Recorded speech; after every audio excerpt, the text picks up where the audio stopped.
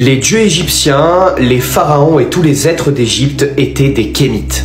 Apprendre son histoire est un acte de résistance. Voici ce qui se passe quand vous avez un individu totalement en dehors de la sphère intellectuelle qui vient vous dire « Les dieux égyptiens et les pharaons et les êtres », alors on ne sait pas ce qu'il met dans les êtres, hein, ça peut être aussi tout ce qui vit sur ce territoire-là, égyptiens en Égypte étaient des kémites. Premièrement, les dieux égyptiens, je parle du panthéon de l'Égypte antique, n'est-ce pas, en égyptologie, hein, sans rentrer dans un cours d'histoire, le panthéon de ces dieux ont des représentations anthropomorphiques, zoomorphiques, ce qui, en vérité, ne fait pas d'eux des êtres humains. Donc les rattacher à un groupe ethnique est historiquement faux. Premier point. Deuxième point, tu dis dans ta phrase, les Égyptiens étaient. Alors déjà, le mot Égypte, il n'existait pas à l'époque. Et en plus, tu oublies de dire que quand tu dis les Égyptiens, si je prends le cas des Hyksos, qui par exemple ne sont pas originellement de ce territoire, viennent plutôt d'Asie, ou même si je parle de ceux qui viennent de Libye, et des Ptolémaïques, etc. Donc le problème, c'est que tu as fait un raccourci pour nous vendre le mot kémite.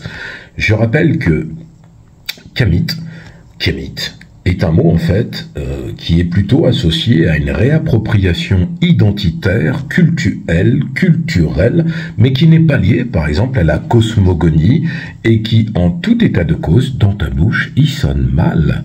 Donc le problème, tu réduis cela, alors tu fais peut-être un abécédaire pour les nuls, pour dire oui, alors les populations d'Égypte, même pas, tu dis pas ça, les êtres, hein, les pharaons et les êtres, donc tu dissocies le panthéon des dieux, le pharaon.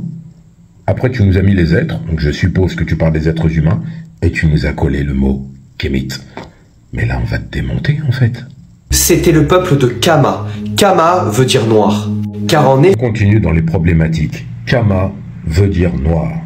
Alors, je rappelle que Kama a une racine hébraïque, Kam, qui en fait vient de Cham. Vous savez, Cham, fils de Noé, etc. Ça, c'est le premier point. Le deuxième point, c'est que kémite ne veut pas dire nécessairement, même si on en a une interprétation moderne, les individus à la peau noire. C'est d'abord la référence à la couleur de la terre noire et de la fertilité du Nil. Et le mot kémite, le mot kama, n'existe pas dans toute la structure historique d'un point de vue des hiéroglyphes, d'un point de vue textuel, d'un point de vue des papyrus, bref, de tous les points de vue. Ce mot-là n'appartient pas à l'historiographie de l'Égypte antique. Vous n'avez pas le mot kémite, vous n'avez pas le mot kama. Donc associer les deux mots, ça ne va pas du tout. En plus, kama ne veut pas dire les gens qui sont noirs. Donc ceci est en fait, encore une fois, une méconnaissance. Je pense, monsieur, que tu devrais plutôt aller étudier l'histoire d'Astérix et Obélix. Cela serait mieux pour toi, parce que visiblement, tu ne sais pas de quoi tu parles, tu veux surfer sur quelque chose que tu ne maîtrises pas. À ceux qui regardent cette vidéo, j'ai écrit le livre Renaissance Kamite, dans lequel, justement, j'explique en 450 pages, à l'aube de cette modernité de 2024, à l'aune aussi de nos illustres prédécesseurs, que ce soit Cheikh Anta Diop, Théophile Obenga, Kalala Omotunde, que leur cas soit vivifié, bien sûr Doumbie Fakoli, qui est parti il n'y a pas si longtemps que cela. Je veux dire par là que nous avons un ensemble de livres et d'auteurs qui ont justement beaucoup travaillé pour ne pas tomber dans des vidéos de 1 minute où tu nous dis Kama c'est les Noirs, les dieux étaient des Kémites et les Égyptiens, etc. Bref, on continue. Car en effet, tous les dieux égyptiens, les pharaons, avaient la peau extrêmement foncée, d'un foncé qu'on ne retrouve presque plus. Ils avaient... On est à la limite du supportable, c'est inaudible. Les pharaons, les dieux, bon ils recommencent, ils nous donnent des attributs humains à un panthéon de dieux, etc. C'est pas le problème, c'est que là il nous dit quoi? Ils avaient la peau foncée, tu peux pas dire qu'ils étaient noirs, mais la peau foncée, c'est des noirs, voilà, point barre. Mais surtout tu nous dis... tellement foncé qu'aujourd'hui, on n'en retrouve presque plus. On dirait que tu parles d'une espèce en voie de disparition. Je rappelle que tous les Noirs de cette planète, qu'ils soient en Afrique, aux Antilles, aux Amériques, ou n'importe quel endroit, ou au Brésil ou ailleurs, eh bien en fait c'est les mêmes Noirs qu'il y avait en Égypte. Maintenant, les différences de teinte, les différences de variation de la mélanine ou de l'archétype du visage, etc. Ça, quand on regarde par exemple un buste d'Akhenaton et un buste de Thoutmôsis, c'est pas du tout le même type de faciès, parce que voilà, ce sont juste des différences en termes de structure de visage, mais c'est des noirs. Dis-le, faut pas avoir honte, ce sont des noirs, donc ton histoire il y en a presque plus. Il y a presque plus de quoi? De leucoderme aussi?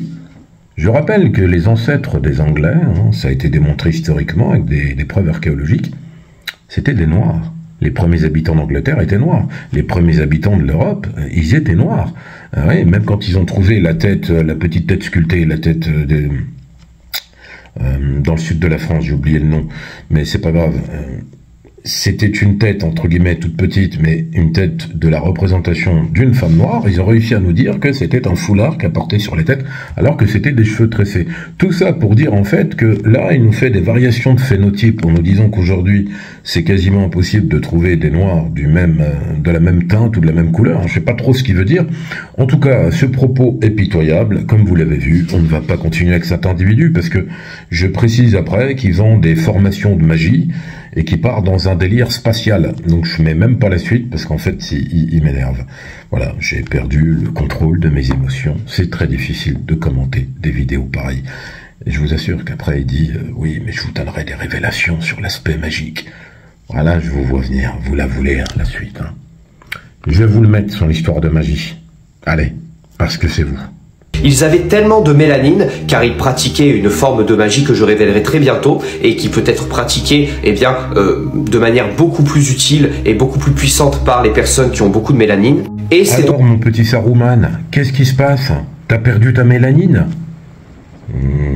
Là, il vient de nous dire, je vais vous expliquer. Alors, c'est toi qui vas nous expliquer, avec ta tête très mélanisée, comment on utilise la magie de la mélanine, etc. En plus, tu dis de manière plus utile, parce que quelque part, ce qu'il faisait avant, il comprenait pas très bien.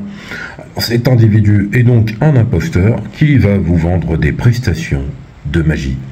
Ce qui est très inquiétant, c'est que tu aurais pu prendre la peine de te lever, en fait. Tu es allongé sur un lit avec une couette, tu viens nous chanter des chansons, fais-toi pousser une barbe, mets un chapeau, mets des talismans, et va à Poudlard, en fait. Ils ont des places pour toi. Sur le quai, tu vas trouver. Il faut rentrer dans le mur, et après, tu vas voir. C'est magique. Tu vas te réveiller, et il y aura des dragons et tout.